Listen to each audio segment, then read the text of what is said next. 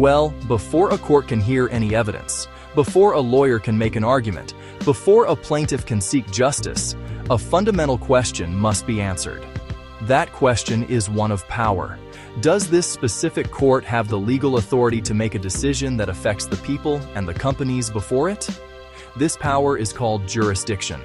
Without it, any judgment is merely an opinion, lacking the force of law and unenforceable against the defendant. It is the essential first step, the gateway through which every case must pass. Understanding jurisdiction is the foundation of a fair and orderly legal system. Personal jurisdiction is the court's power over the defendant. Think of it as the court's reach. Can it legally pull a person or company from another state into its courtroom to answer a lawsuit? It would be unfair to force a Montana small business to defend a case in Florida with no connection there. The rules balance plaintiff convenience and a defendant's constitutional right not to face a distant court with no meaningful ties. Long ago, the rule for personal jurisdiction was simple and physical. State court power stopped at the state's borders. Territorial jurisdiction. A court had power only if a defendant was physically served while present in the state. It didn't matter if they were just passing through or lifelong residents. Tagged inside the state meant power. This rule came from cases like Pennoyer vs. Neff, sensible when travel and communication were limited. The 20th century changed everything. Cars transformed travel. Telephones transformed communication. Mail order transformed commerce. A company could affect a state's residents without ever entering it. A New York company could sell thousands to Californians via catalogs and ads. But with no office, employees, or property in California, local plaintiffs might be shut out. The old territorial rule became a sword for some businesses. The Supreme Court saw the problem and set the stage for change. The shift came in 1945 with International Shoe Comer v. Washington. International Shoe was incorporated in Delaware with headquarters in Missouri and no offices or stores in Washington. But it employed about a dozen Washington-based salespeople who rented rooms to show samples and took orders, shoes shipped from Missouri to Washington customers. The state sought unemployment taxes. The company refused, claiming no power. The court disagreed and announced a flexible standard. Certain minimum contacts with the forum state are required. Contacts must be such that suit does not offend traditional notions of fair play and substantial justice. Focus shifted from physical presence to the defendant's relationship with the state. When a company enjoys a state's benefits and protections, it forges a connection.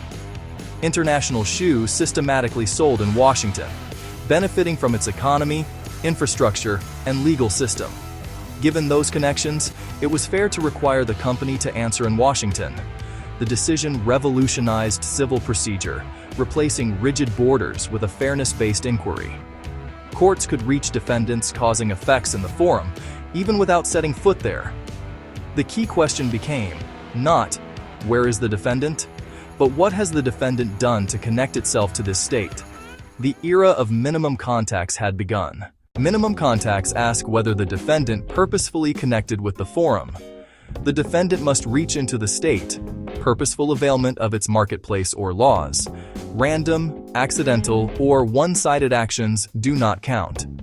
If a buyer drives to another state and crashes there, the home dealership hasn't purposefully connected with that state. Courts assess the quality and nature of activities. Sometimes one significant contact can suffice. A single in-state negotiation and signing of a multi-million-dollar deal may establish jurisdiction for claims about that deal. Thousands of passive, untargeted web hits might not. If a company advertises, staffs, and ships heavily into Texas, it should foresee being sued there for injuries caused there. After contacts, courts weigh fairness to ensure jurisdiction is reasonable. Think of it as a two-step specific jurisdiction pathway. The minimum contacts test is a practical balance ensuring reasonableness in each case. Next, how these contacts split into specific and general jurisdiction. Minimum contacts analysis leads to two paths: specific jurisdiction and general jurisdiction. Specific jurisdiction is narrow and tied to the case. General jurisdiction is broad but rare, where the defendant is essentially at home. If an Illinois company sells a defective toy directly to a Wisconsin family and injury occurs in Wisconsin, the claim arises from that contact. Wisconsin likely has specific jurisdiction, even if that was the only sale. General jurisdiction, individuals at domicile, corporations at state of incorporation, and principal place of business. Ford is incorporated in Delaware and headquartered in Michigan. General jurisdiction there, even for unrelated claims. To sue in Nevada, a Nevada claim needs specific jurisdiction tied to Ford's Nevada contacts. General jurisdiction outside those anchors is reserved for the rare case of truly pervasive presence. Example 1. The online retailer. A state. A company sells via an interactive site, shipping nationwide. A State B buyer suffers a dye reaction and sues in State B. The court asks, did the company target State B? How many sales? Did it cultivate that market? If it actively pursued and profited from State B customers, minimum contacts for that claim likely exist. Example 2. The car accident. Injury occurs in California. Plaintiffs sue California and Arizona. California didn't reach into Arizona. The suit belongs in California. Example 3. The business contract. A Colorado company negotiates and signs in Texas, agreeing to ongoing support there. The lawsuit directly arises from those Texas-based obligations. Specific jurisdiction likely. Each scenario centers the defendant's own purposeful conduct. Jurisdiction is not random. It follows the path of purposeful availment. After finding minimum contacts, courts test fairness, traditional notions of fair play, and substantial justice. It's a balance of interests, not a rigid checklist.